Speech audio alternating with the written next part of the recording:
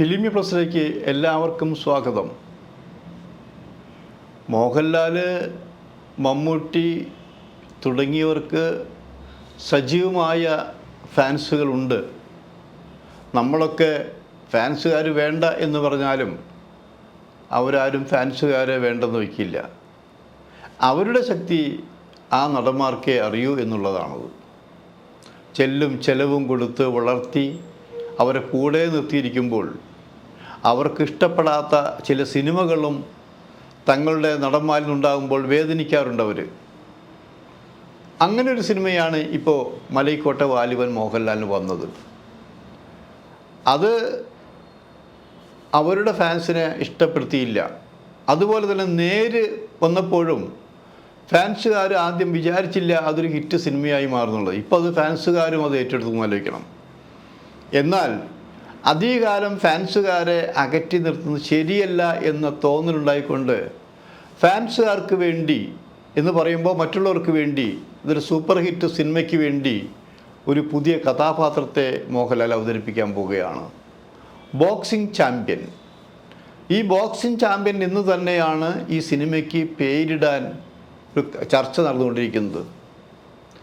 ഈ സിനിമയ്ക്ക് വേണ്ടി മോഹൻലാൽ കുറേ കഠിനാധ്വാനം ചെയ്തിട്ടുള്ളതാണത്. അപ്പോൾ ചോദിക്കുന്നത് എടുക്കാൻ പോകുന്ന സിനിമയല്ലേ, ഇത് മുമ്പ് എടുത്തിട്ടുള്ള സിനിമയാണോ എന്നുള്ളത്. എടുത്ത സിനിമയല്ല.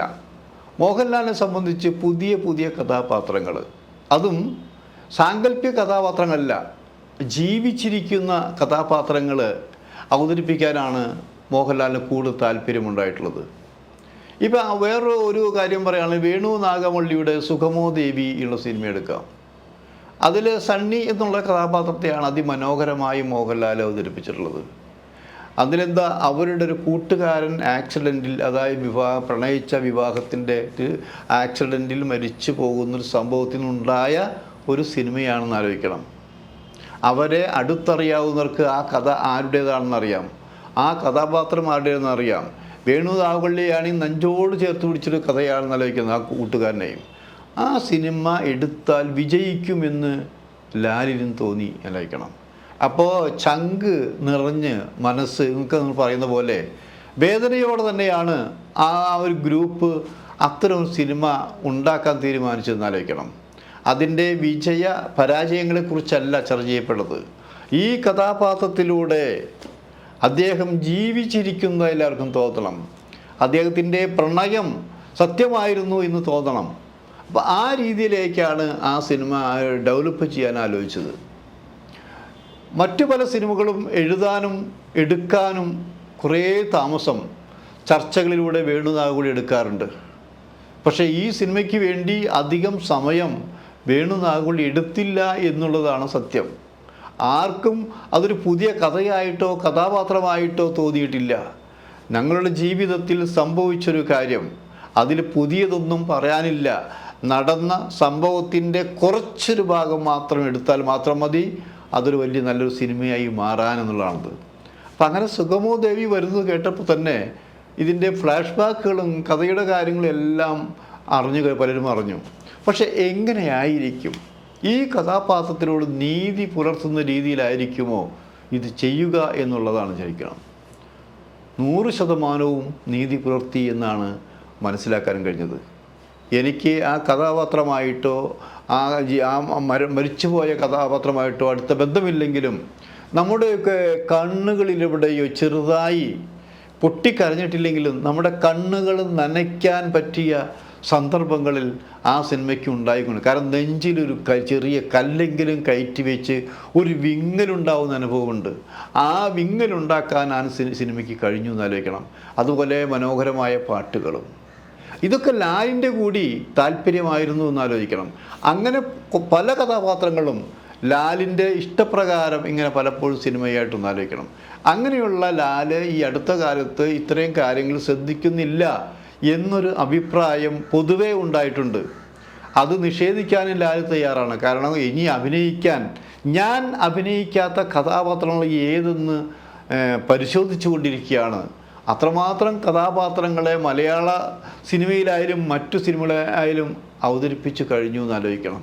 ഇപ്പോൾ വില്ലൻ വേഷങ്ങളിൽ തന്നെ സജീവമായിട്ട് വരുന്നില്ലേ? തെലുങ്ക് പോയാലും, കന്നഡത്തിൽ പോയാലും, ഹിന്ദിയിൽ പോയാലും, തമിഴിൽ പോയാലും വ്യത്യസ്തങ്ങളായ കമേഴ്ഷ്യൽ ചിത്രമായാൽ പോലും വ്യത്യസ്തമായ കഥാപാത്രങ്ങൾ തന്നെയാണ് ലാലിനെ തേടി വരുന്ന ആലോചിക്കണം.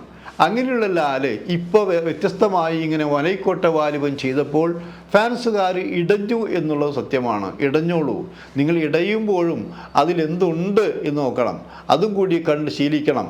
അതുകൊണ്ട് തന്നെ ഈ അവരുടെ അമർഷവും സങ്കടവും മാറുന്നതിന് മുമ്പ് തന്നെയാണ് മോഹൻലാൽ തൻ്റെ ഇത്രയും വലിയൊരു കഥാപാത്രത്തെ അവതരിപ്പിക്കാൻ തീരുമാനിച്ചു എന്നുള്ള വാർത്ത പുറത്തു വിട്ടില്ല, ഔദ്യോഗികമായി പ്രഖ്യാപിച്ചിട്ടില്ലെങ്കിലും വളരെ രഹസ്യമായി വന്നൊരു വാർത്തയാണെന്ന് ആലോചിക്കണം.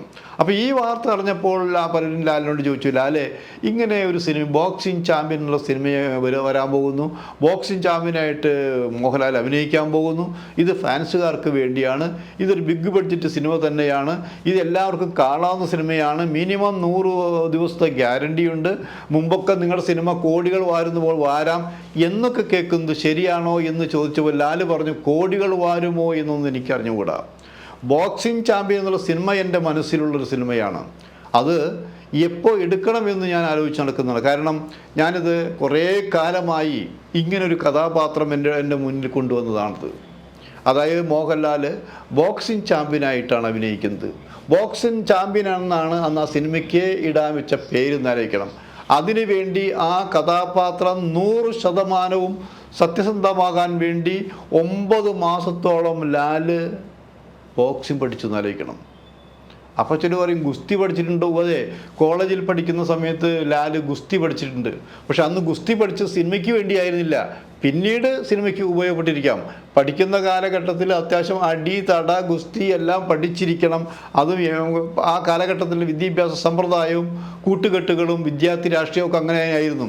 അന്ന് ഗുസ്തി പഠിച്ചിട്ടുണ്ട്. പക്ഷേ ഒരു സിനിമയ്ക്ക് വേണ്ടി 9 മാസം ബോക്സിംഗ് പഠിച്ചു എന്നാലോചിക്കണം.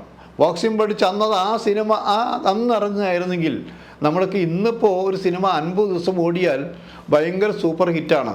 അന്ന് 360 സിനിമ 400 ദിവസം ഓടുന്നൊരു കാലമായിരുന്നു ആലോചിക്കണം. ആ കാലഘട്ടത്തിൽ ആ സിനിമ എടുക്കാൻ വേണ്ടി സജീവമായിരുന്നു.